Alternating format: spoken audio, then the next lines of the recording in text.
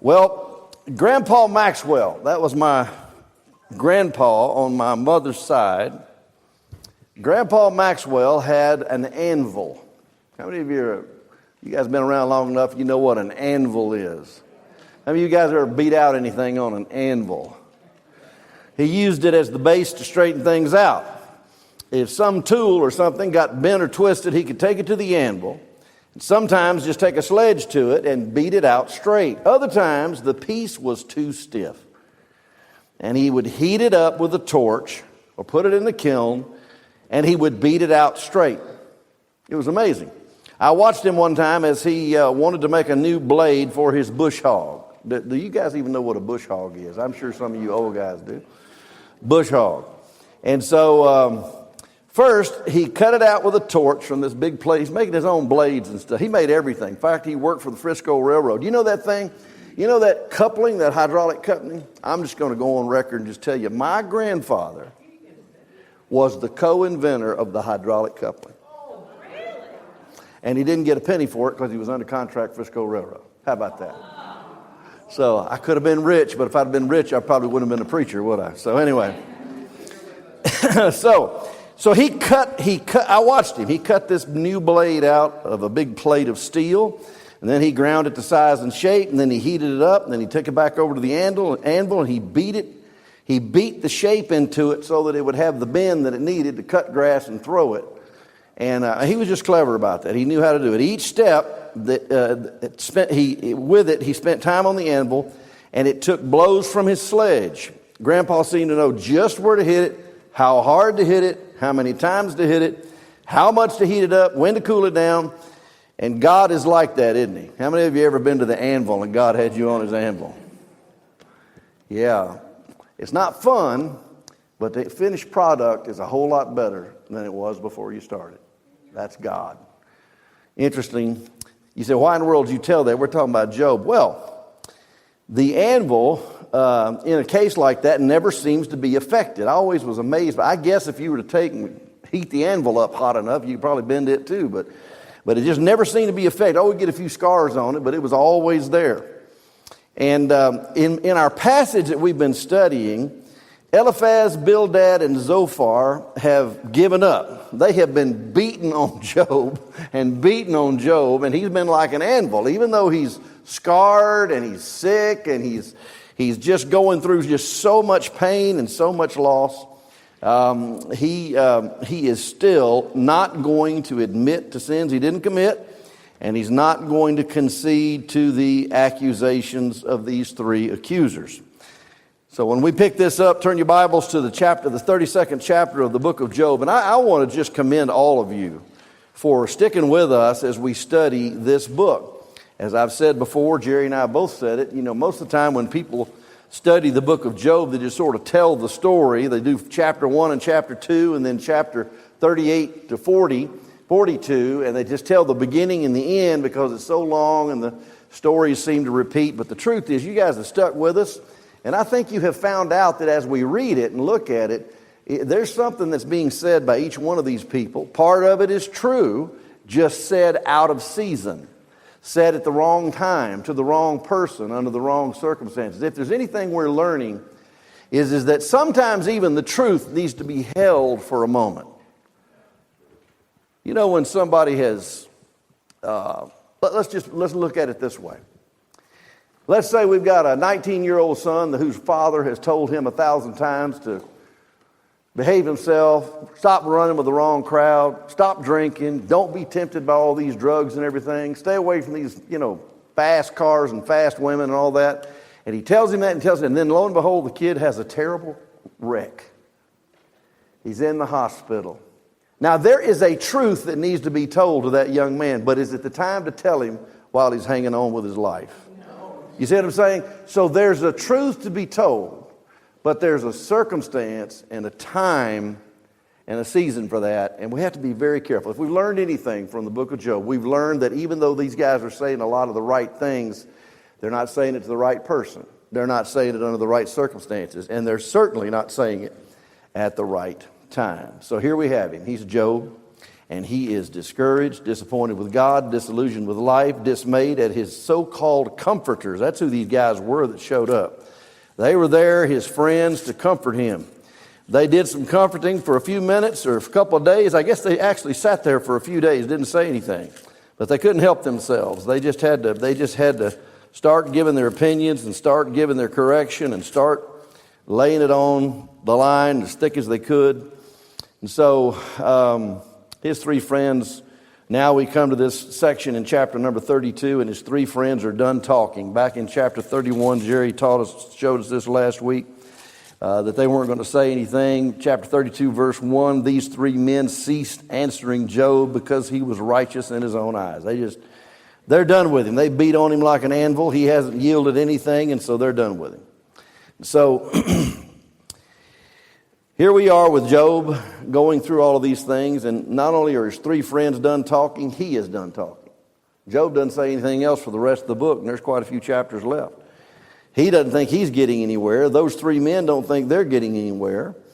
They quit trying to straighten Job out, and he quit trying to defend himself and figure out what God was doing. What's interesting is not only have the three men stopped talking, Job has stopped talking, but God had never said anything. He hadn't said a word.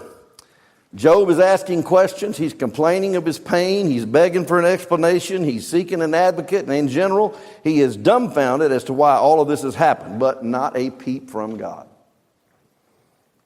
Now let's just stop for a minute. How many of you have been in a situation you're praying and praying and praying and begging, and you're asking God to say something, show you something, lead something, have somebody come tell you something, and nothing? Have you been there? Raise your hand. Yep. Well, Brother Jerry's been talking about it. He asked this question. Sometimes we get to the place where we say, God, where are you? Or God, why is this happening? Sometimes we go too far. I've heard people say things like this, and I'm not kidding you. I've heard people say things like this. God has got a lot to answer for. Oh boy, then who's judging who in that situation? You think that's a good idea?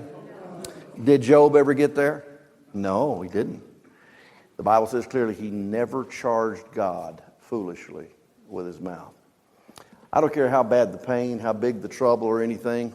Never dismiss the fact that God is good, God is sovereign, God's in control, and God is bringing it to the end that he desires. It'll be for his glory and for our good.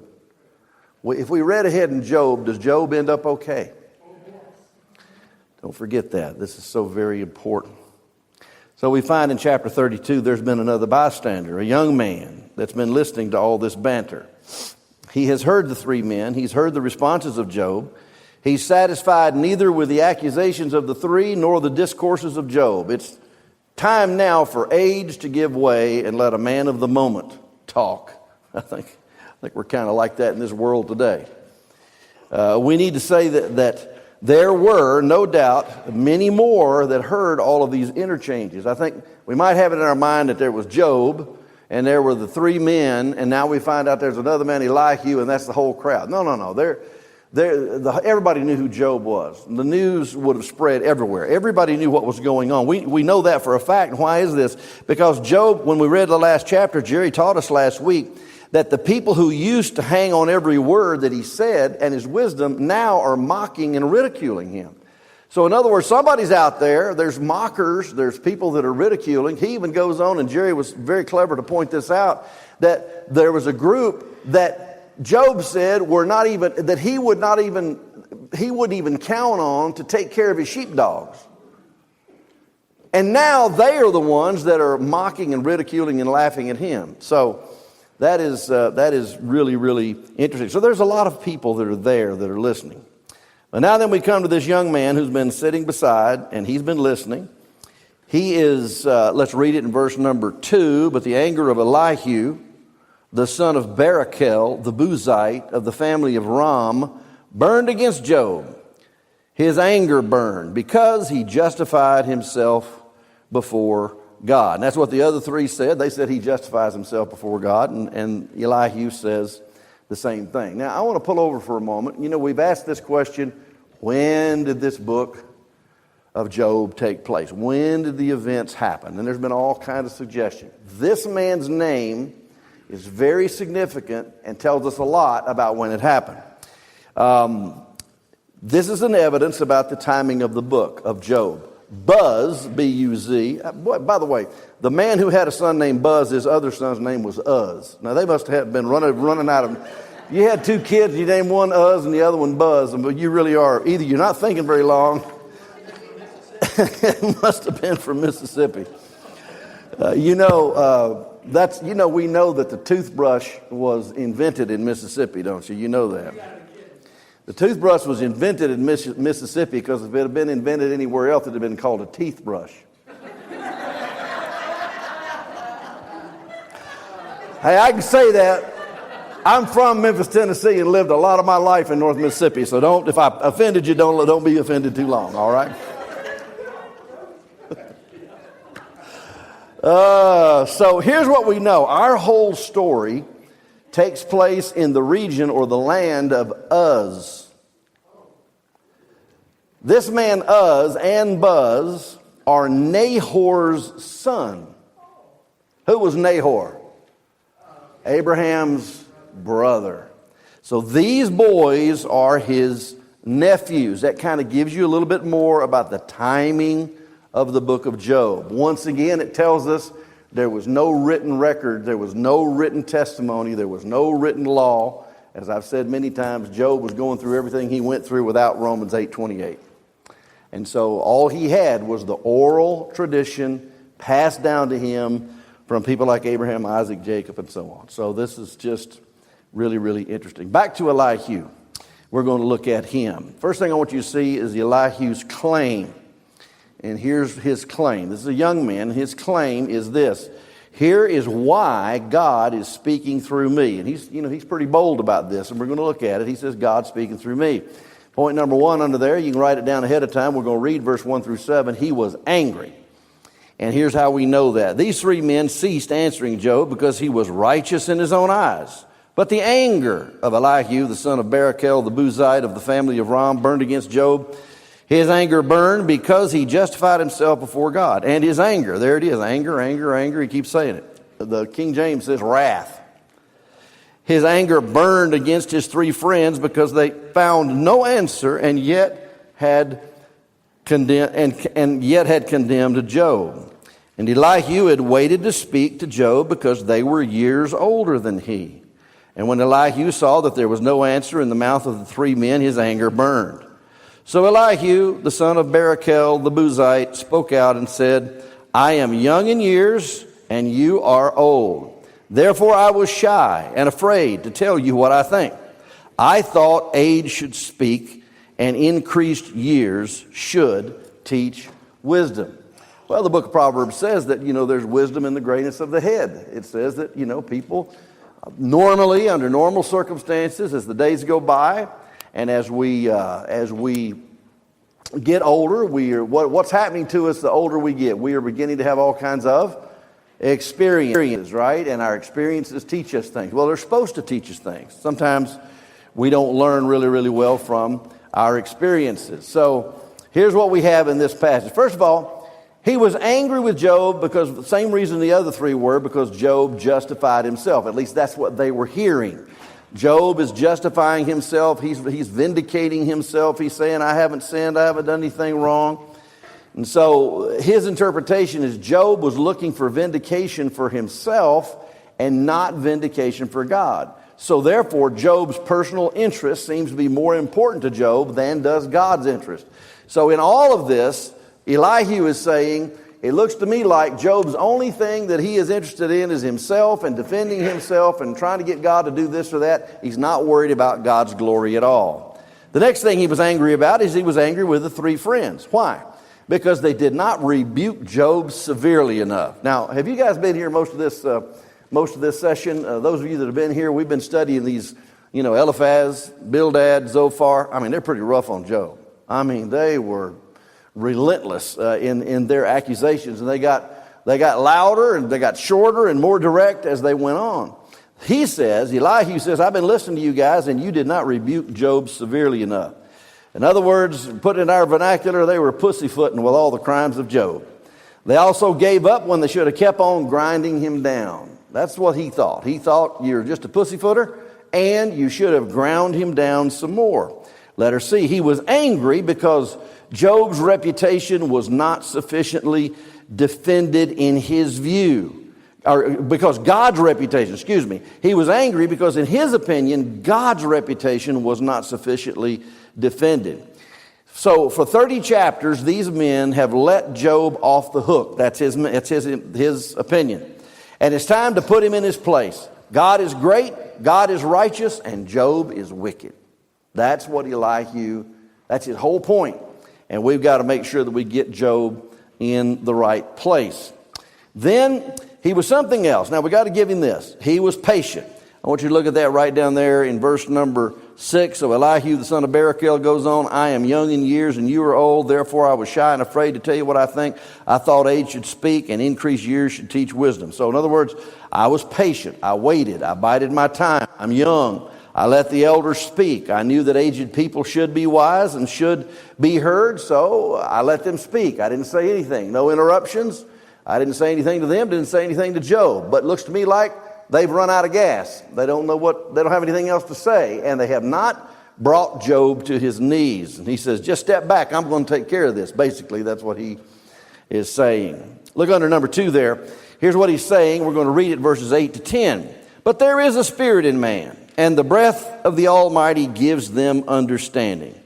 The abundant in years may not be wise, nor may elders understand justice. So I say, listen to me. I too will tell what I think. So that's verse 8 to 10. Here's what he says. He was anointed. I've got the Spirit of God. That's what he's saying. So that's number 1, that letter A under there. I've got the Spirit. The Spirit of God is in man, and he gives man understanding, and I'm like everybody else. He says, I'm not perfect, but I've got the Spirit of God, and I believe that I know what's going on. He says, something else I've got is I've got wisdom. He says, old people should have wisdom, but in your case, you don't. That's what he's saying. And not only is he disrespecting Job a little bit, but he's also disrespecting these other 3 men. Now, they did get their foot in it 2 or 3 times during the time they were talking. They said things they shouldn't have said, and they went off the deep end on several things. But it's not like he is going to know any better. But he is saying, you guys don't have wisdom. I've got wisdom. He said it this way. Old people should be wise, but that's not always the case. Have you ever heard the statement that there's no fool like an old fool? You ever heard that? Do you know where that came from?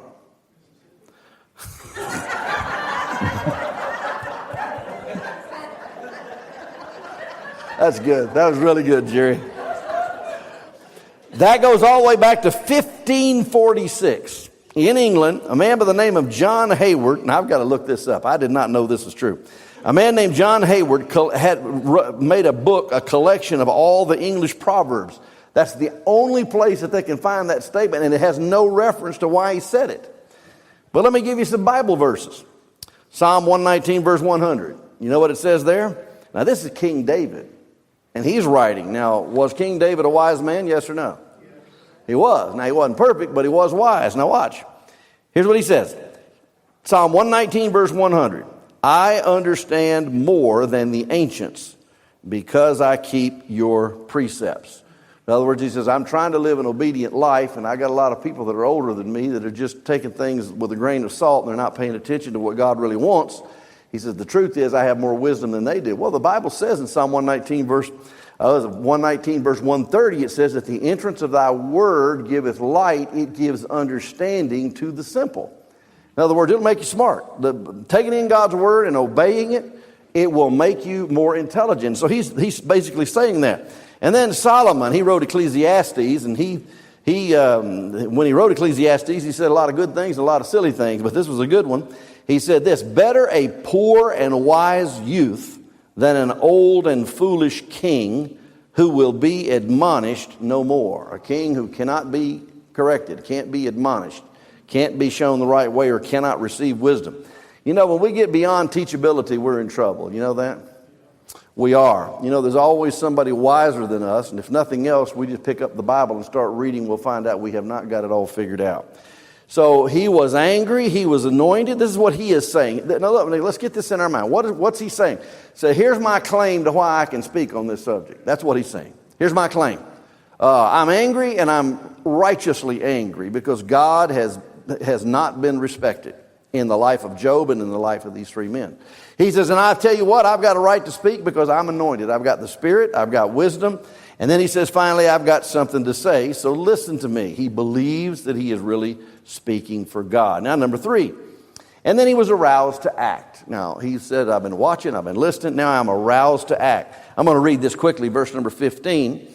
It says, beginning in verse 15, they are dismayed, they answer no more, words have failed them, and I shall wait because they do not speak, because they stop and answer no more. I too will answer my share. I also will tell my opinion, for I am full of words. The spirit within me constrains me. Behold, my belly is like an unvented wine, like new wineskins. It's about to burst. Let me speak that I may get relief. Let me open my lips and answer. So what's the picture that he's drawing right there? What is he saying? He said, I've been listening, and I've wanted to say something, but what's he saying? What is he trying to say? I'm about to blow up here. I'm about to explode here. I got a lot of things I've got to say. So that's what he's saying. So in these verses, he waited in patience. He waited in patience. He stood by and listened patiently. Look back to verse 11. I waited for your words. I listened to your reasonings while you pondered what to say. So evidently these men didn't rattle off like a tape recorder. They said things, paused a few minutes and said some more, paused and said some more, and so who knows how long these diatribes were. So while you pondered what to say. And then he says in verse number 12, they didn't get anywhere. I even paid close attention to you. Indeed, there was no one who refuted Job. Not one of you could answer his words. So you see what he's saying? He's talking to these three men now. He says, you guys are worthless. He said, you've been talking for all this time and you haven't gotten anywhere. And so then they gave up. Verses 13, do not say we have found wisdom. God will rout him, not man, for he has not arraigned his words against me, nor will I reply to him with your arguments. And he's saying, you guys have given up and said, oh, well, we'll just let God take care of him. Well, that probably is a good thing. You know, but he was saying that's what they had done. They had just given up. But now then, he's ready to speak himself. Look at verse number 17. I too will answer my share. I will also tell my opinion, for I am full of words. The spirit within me constrains me. So he basically says, I'm ready to speak for myself. I have an opinion. My dad used to say this all the time. He said, if I want your opinion, I'll ask you for it. When you're done with it, I'll give you 25 cents. That's what he'd say. So I've got a lot to say. This man's saying, I've got a lot to say, and I am full of words. I have to admit it. Sometimes I'm full of words, too full of words, and I need to just curb them sometimes. Just be quiet. Letter C, he is ready to explode. Make sure you get this written down with righteous indignation. He thinks he is right. How many of you ever been in a situation where you made an assessment, you studied the situation, you made an assessment, and you looked at it, and you've just decided you've got all the information, and you found out later you didn't have all the information? Would you just raise your hand? Boy, that righteous indignation, we got to be real careful about that one. But here's the situation. He can't hold it in anymore. He's got to let it out. Sounds like somebody else I know in the scriptures. Can you think of anybody else that just couldn't be quiet any longer? Huh? How about Jeremiah? Remember what Jeremiah said? Here's chapter 20 and verse number 9. Then I said, I will not make mention of him or speak any more in his name. The reason he was doing it is they were throwing him in dry pits, and they were beating him, and they were starving him to death, and he'd been preaching and prophesying and telling the truth for Jesus, and the more he preached and prophesied, the worse they treated him. So he finally said, I'm just not going to say anything anymore. But watch what he says. But his word was in my heart like a burning fire, shut up in my bones. I was weary of holding back, and I could not. Fire in my bones. Man, that's a beautiful thing for somebody that feels like they've been called to preach. You got a fire in your bones and you can't be quiet. Well, that's the way he was a prophet. How about this one? Paul was similar. He says in 1 Corinthians 9:16, he says, for if I preach the gospel, I have nothing to boast of, for necessity is laid upon me. Yes, woe is me if I do not preach the gospel. Kind of similar. So we got Elihu saying, I'm about to burst here. I've got a lot to say. I've got an opinion. I see a few holes in your story, and I'm going to come at you. I've got to say something. So he's similar a little bit to Jeremiah, a little bit to Paul. And then number 4, here's something else about him. We're still in chapter 32. This man was arrogant. Look at verse number 14. For he has not arraigned his words against me, nor will I reply to him with your arguments. He said, I'm not going to use what you said. I got my own things to say. And he was arrogant. And then verse 21 to 22, he says, let me now be partial to no one, nor flatter any man. For I do not know how to flatter, else my maker would soon take me away. So that's where he's at. He says, I'm going to give it to you. So he was arrogant. And you have to admit, sometimes it's hard to be humble when you're young. How many of you feel like you have got a little bit better grip on patience and humility because you're getting older than you did when you were 25? How many of you? Yeah, 25 is a hard age to be, I'm going to tell you right now. 21, it's hard. 21 to 25, I think we know everything. I keep thinking about my dad tonight for some reason. I don't know why, but here's another one of his things he used to do. He'd ask me on my birthday, how old are you? And I'd say, he knew how old I was, and he just asked me, how old are you? I turned 21. He says, 21. He says, well, you get to be 31, you'll know something. Then I turned 31, and I'd get to be 31. He'd say, what, how old are you? I'd say, well, I'm turning 31. He said, well, you get to be 41, you'll know. So he'd do that. He'd just keep doing it. Well, guess what? He was getting old. He was 81. And so he asked me when I was 51. He said to me, how old are you? He said, 51. He says, you get much older, you're going to find out you're never going to learn anything. He says, I'm 81. I know less than I've ever known in my life. That was just him. I don't know why I'm thinking about him today so much, but that's the way he was. And but it is true, nobody knows how to rear children like a young lady who hadn't had any yet. Isn't that true? Huh? Nobody knows how to do anything. Be a father, be a mother. I mean, some people never run a business know how to tell you how to run your business. Nobody that's never, you just take that down any road you want to.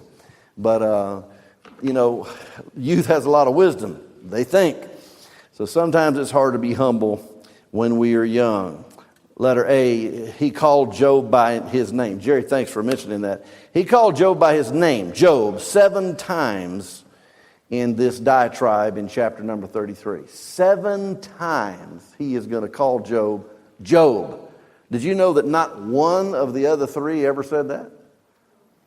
This man, you got to remember who he was now. This is Job. God said he was the wisest man of all of the East.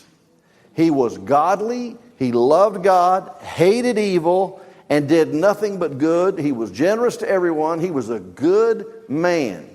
But now when he's going through a series of rough times, this young man, Elihu, no longer has any respect for him at all.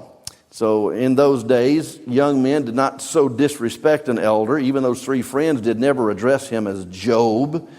He disrespected Job, letter B.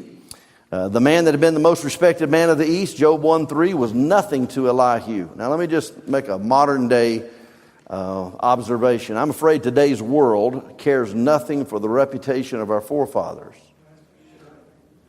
They don't care about the one who gave it all, poured their blood out.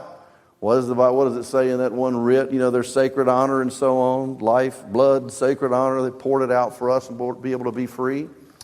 I don't think this generation knows history, much less are they interested in history. I don't think they know what Washington had to do crossing the Delaware in the winter, barefooted to win, to make us a free nation. I don't think they know anything about. If there's a subject I've read too much about, it's the Civil War. I've read lots and lots and lots of books. I think Bruce Catton is the best author in history on the Civil War. Read lots of books. I don't think they know anything about our history, the scourge of a civil war that killed 1 million people. 1 million people died in the Civil War. How many died in Vietnam? 50,000 some odd. How many died in World War II? About 100 and something thousand. The Civil War, 1 million Americans at a time when we didn't have 320 million like we do now. I mean, we look back and see what those guys were. We read about Lincoln, read about some of those people and some of the principles that they followed. And I mean, there was fault on both sides. There was righteousness on both sides. But yet they don't know. They don't know about World War I. Don't know about World War II. They don't know. They don't appreciate. Don't think about it. Don't look back. Well, Elihu, he's talking to Job like he's just somebody at the end of the block here, somebody that's run on hard times, and he's going to straighten them out. And boy, if there's anything I would like to change, I would love to change. I'm really dating myself tonight. When I was a little boy, and a lady walked in the room, I stood up. Isn't it? I mean, is that so unreasonable? Because if I didn't, my dad would say, "Are you sick? Are you ill?" Now, I'm not saying we have to go back to that, but there is some loss of respect for people of age. And it was impossible that an adult could come in a room and a young person not greet them and say hello to them. And we live in a generation, and I'm so thankful for the hard work that Jonathan and Andrew are doing. Many of our students, I'll go up and just get among them and talk to them. They'll talk to me like I'm a human instead of ignore me and run the other direction. Thank the Lord for that. But I'm just, these kind of things come out as I'm thinking about this guy Elihu. He's talking to Job like he's a rug rat. It's ridiculous the way. And Jerry, what you've got next week is even a lot worse than what we have here tonight. I mean, Jerry's going to pick it up and go on with this guy. But they care nothing today's about the sacrifice of those that have gone before us. Today's young people have a mentality of entitlement. They think they deserve it all, and they should have it now and not have to sacrifice for it, and it should be free. Well, you see where we are. So it hurts my heart to see what's happening in my country. He disrespected Job. Now let's go on now. First we talked about his claims. Now we're going to look at this next chapter, Elihu's critique. Elihu's critique. And here's what God is saying through me. In other words, here's why I'm able to say what I'm saying. That was chapter 32. And now then he says, here's what God wants to say through me. Elihu wants to be heard. He's young, he's brash, he's cocky. But he does have a few good things to say. Even a broken clock gets it right twice a day, right? And so this man Elihu is going to say things right out of his mouth that he does not even know he's saying. And by the end of this chapter, it's almost like he's a prophet. And I know that he did not plan to be a prophet. This is the inspiration of God overpowering this man in his speech. It's amazing what's going to happen. So he's brash, he's cocky, but he's got a few good things to say. And let's not forget that God spoke through Balaam and his donkey. Don't forget that. God can speak through anybody he wants to. So he is going to do so. So Elihu, first of all, tries to give some assurances. He thinks I've been talking about being angry, talking about wrath. Maybe I need to back off a little bit. Let's read chapter 33, verse 1 to 7. However now, Job, there it is. See it? However now, Job, please hear my speech and listen to all of my words. Behold now, I open my mouth. My tongue is in my mouth, speaks. My words are from the uprightness of my heart, and my lips speak knowledge sincerely. The Spirit of God has made me, and the breath of the Almighty gives me life. Refute me if you can. Array yourself before me. Take your stand. Behold, I belong to God like you. I too have been formed out of the clay. Behold, no fear of me should terrify you, nor should my pressure weigh heavily upon you. He's going back and forth like a yo-yo here. One minute he's accusatory, and the next minute he's apologetic. Accusatory and apologetic. Well, I don't really mean to offend you, but... Have you ever been around people like that? Don't let me say anything to really hurt your feelings, but... That's what he's doing. That's what he's doing. Up and down, he's a yo-yo. Elihu's assurances to Job. Verse 3, I'm speaking from my heart. Everything I'm going to tell you is I just want you to know how tender my heart is. Job. Called him by his name. This man, it was like, calling him by his first name, not sir. I'm speaking from my heart, verse 3. I'm speaking sincerely, verse 3. I'm speaking like a man. My life is on loan from God. I'm made of clay just like you are, verse 6. I'm just made of clay. I'm listening, just listen to me because I don't think I'm anything important. The next one, letter D, I'm not trying to intimidate you, really, I say. He gets pretty aggressive in just a minute. Next, he says, I'm expecting a reply. Let's talk this out. He says, what I really want is a dialogue. Drop down to verse number 31. 33:31. 33:31. Pay attention, Job. Listen to me. Keep silent and let me speak. Then if you have anything to say, answer me. Speak, for I desire to justify you. If not, listen to me. Keep silent, and I will teach you wisdom. Wait a minute. Back up. Let's go back up here. He says in verse number 5, 33:5, refute me if you can. Array yourself before me. Take your stand. In other words, answer me. Then verse 31 and 33, shut up. That's what he's saying. It's right there in the pages. It's amazing. Elihu's argument with Job. What did he do? Look at verse 8. Verse number 8. Surely you have spoken in my hearing, and I have heard the sound of your words. I am pure without transgression. Now, wait a minute now. Watch what he's doing. You have spoken in my hearing, and I have heard the sound of your words, colon. Now he's quoting Job.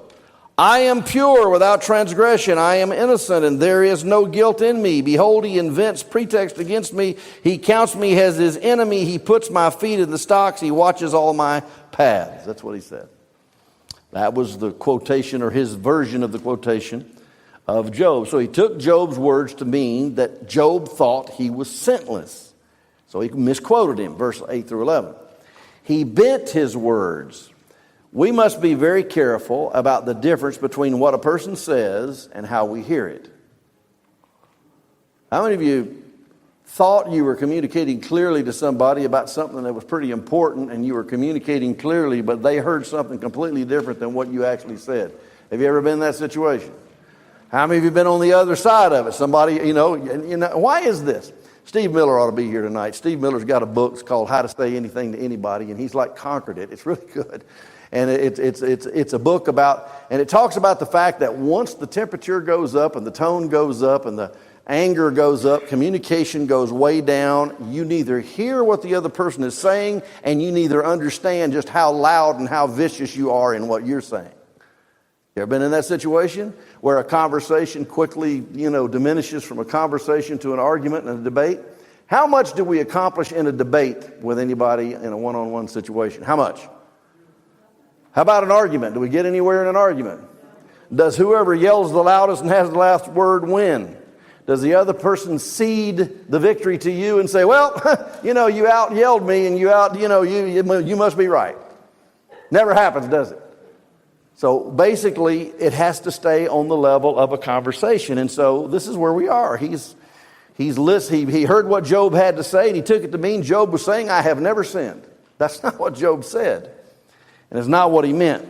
It's the difference between the two words imply and infer.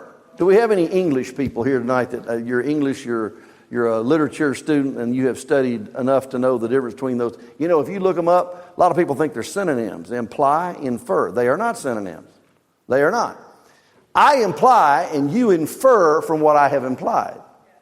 You understand what I mean? When you're listening to me and I say to Mary, she's sitting right here, and I say, Mary, that version of the Bible is really not the version of the Bible I like. Now, if I don't even know what you're reading, but if I just say that, all right, then she can say, are you implying that this is not an accurate version of the Bible?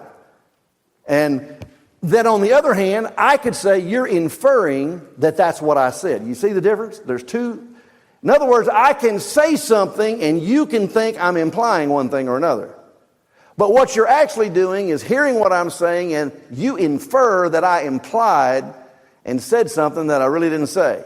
It's fancy words for just simply saying we do not always hear well, we do not always communicate well, and it usually has to do with the tone and the temperature of the situation rising. Do you think that Elihu, as he was sitting there listening, now remember now, How many times did he say anger in chapter 32, the first part? He's angry, I'm wrathful, I'm full of wrath.